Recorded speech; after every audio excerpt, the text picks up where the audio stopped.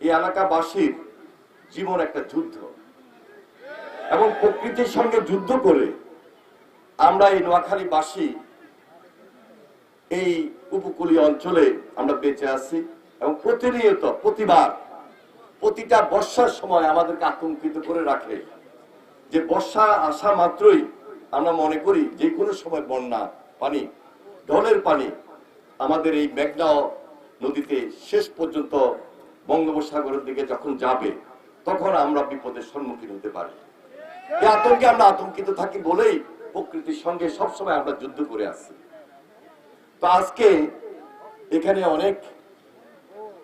নেতৃবৃন্দ তো উপস্থিত হয়েছেন, আমাদের এই অত্র এলাকার যারা সাধারণ যারা রয়েছেন মানুষ, আপনারা সবসময় যারা যুদ্ধ করে চলেন তারা উপস্থিত রয়েছেন, অনেক মা বোনেরা এখানে উপস্থিত আছেন, এলাকার চেয়ারম্যান ছিলেন উনি উপস্থিত আছেন, আর বিশেষ করে আমাদের পানি উন্নয়ন বোর্ডের কর্মকর্তারা আছেন।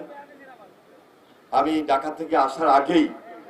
আমাদের ডিজি সাহেব, এডিজি সাহেব, এক্সএসি সাহেব ওনাদের সঙ্গে আলোচনা করেছি যে কিভাবে আমরা এই পরিস্থিতিটা বা এই প্রকল্পটাকে নতুন ভাবে একদিকে মোকাবেলা করা, আরেকদিকে এখানে নতুন একটা চ্যালেঞ্জ নিয়ে এই প্রস্তাবিত প্রকল্পটি এখানে বাস্তবায়ন করা যায়। যে এই প্রকল্পটি আমাদের জন্য বিশেষ প্রয়োজন